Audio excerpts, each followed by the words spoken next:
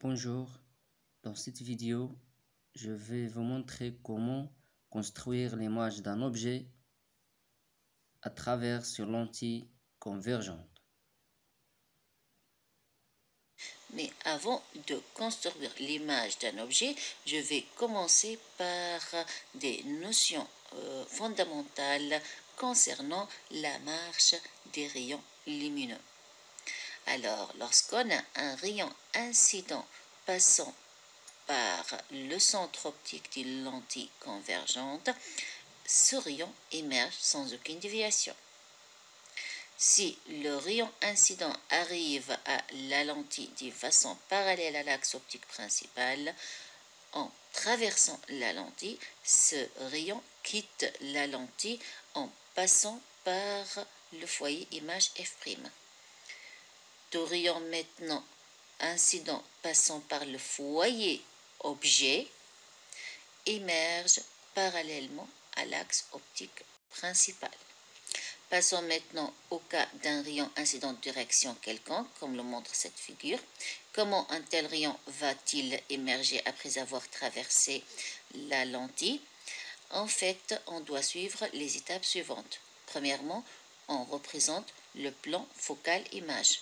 C'est quoi le plan focal image? C'est le plan perpendiculaire à l'axe optique principal en F', F' étant le foyer image principal. Puis chercher l'axe secondaire qui est parallèle à ce rayon incident. Le voici. Mais c'est quoi un axe secondaire? En fait, tout axe traversant la lentille par son centre optique, autre que l'axe optique principal, c'est un axe optique secondaire. Cet axe optique secondaire va couper le plan focal image en un point. Ce rayon incident, après avoir traversé la lentille, va émerger en passant par ce point. Alors, commençons à représenter l'image d'un objet AB et prenons cas par cas. On va commencer par un objet AB réel et placé avant F. Alors, pourquoi AB est réel? AB, en fait, il est réel parce que c'est un objet placé dans l'espace objet pour cette lentille. On a dit dans une vidéo précédente que lorsqu'on a une lumière qui se propage dans ce sens, toute cette région de l'espace constitue l'espace objet pour la lentille. Et la partie droite pour cette lentille, toute cette région de l'espace représente l'espace image pour la lentille. Et on a dit aussi que lorsqu'on a un objet placé dans l'espace objet, il est bien réel. Et lorsqu'on a un objet qui ne se trouve pas dans l'espace objet, il va être automatiquement virtuel. Et vice-versa. C'est-à-dire quoi? C'est-à-dire lorsqu'on a une image qui se trouve dans l'espace image, il est bien réel. Ici, on a une image qui ne se trouve pas dans l'espace image, elle va être automatiquement virtuelle. Bien. Alors, comment maintenant représenter l'image d'un objet étendu AB? Pour représenter l'image d'un objet étendu AB, il suffit de représenter l'image du point B. Or, un point, mathématiquement, c'est l'intersection de deux droites. Donc, pour définir un point, il nous faut une deux droites qui se coupent en ce point. Le point objet, en particulier, c'est l'intersection des rayons incidents. Donc, pour représenter l'image du point B, il suffit de tracer la marche de deux rayons incidents qui se coupent au point B. Et le choix de ces deux rayons est arbitraire. Par exemple, on peut choisir le premier rayon qui passe par O et le deuxième rayon qui est parallèle à l'axe optique principal. On aurait pu choisir le rayon qui passe par F et le rayon passant par O. On aurait même dire ou bien choisir deux rayons de direction quelconque. Mais c'est normal, il faut être entre guillemets un peu intelligent, c'est-à-dire on doit avoir le résultat avec la façon la plus courte. Ce n'est pas la peine de compliquer la vie. Donc, pour cette raison, on va choisir par exemple ces deux rayons incidents.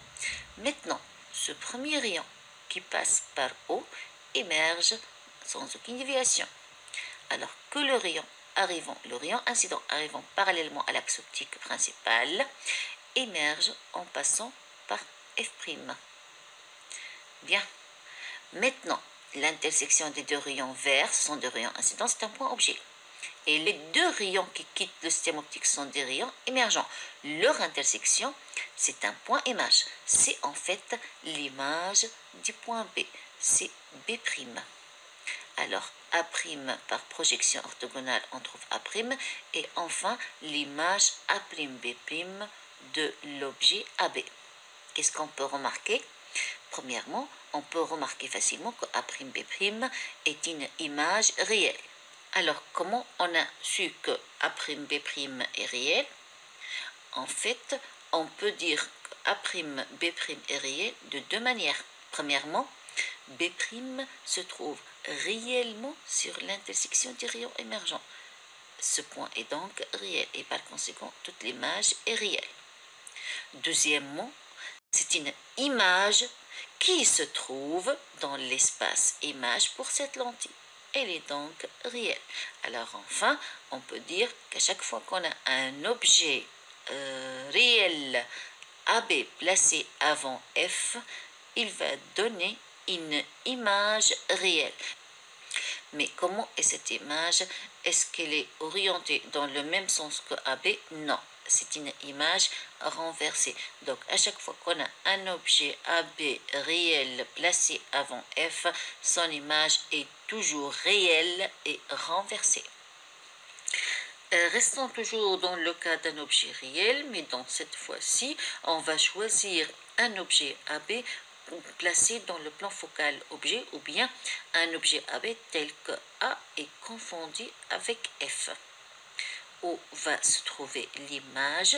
Pour déterminer l'image de AB, la démarche est toujours la même. C'est-à-dire, il suffit de choisir ou bien de déterminer l'image du point B. Et l'image d'un point objet est déterminée en traçant la marche de deux rayons incidents. Si on choisit 3, ça sera un luxe. Mais 2 nous suffit et 2, c'est une condition nécessaire mais suffisante. Donc, je peux prendre, par exemple, le premier rayon passant toujours par O et le deuxième rayon qui est parallèle à l'axe optique principal. Concernant le premier rayon, il va émerger sans aucune déviation, alors que le deuxième rayon va passer par F'. Alors, les deux rayons verts sont les rayons incidents, les deux rayons roses sont les deux rayons émergents associés. Si l'intersection des deux rayons incidents, c'est le point objet B, alors l'intersection des deux rayons émergents va être l'image du point B. Or, les deux rayons émergents sont parallèles. Et on a dit que lorsqu'on a des rayons qui sont parallèles en optique, alors leur intersection est à l'infini. Il vient immédiatement que l'image de AB est rejetée à l'infini. Ce résultat est bien normal puisque A est confondu avec F et on a défini dans une vidéo précédente F comme étant le point tel que son image est rejetée à l'infini.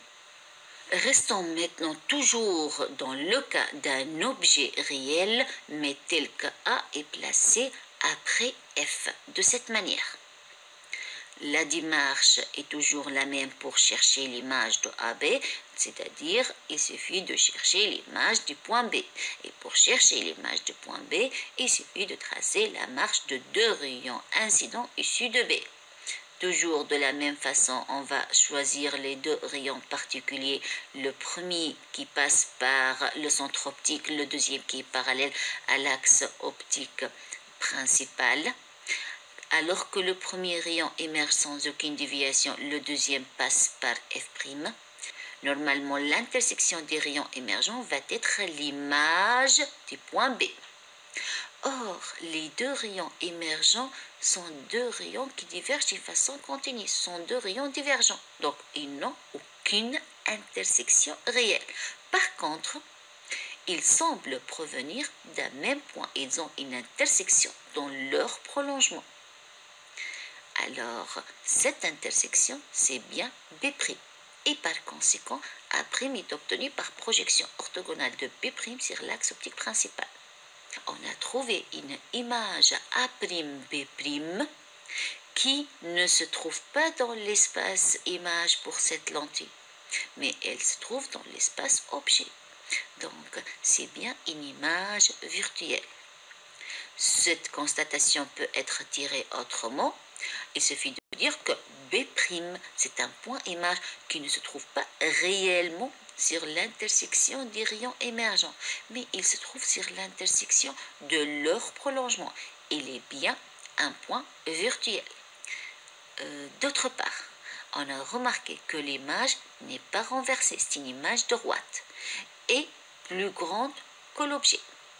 Donc, à chaque fois qu'on a un objet réel, mais placé après F, son image est toujours virtuelle, non renversée et plus grande que l'objet.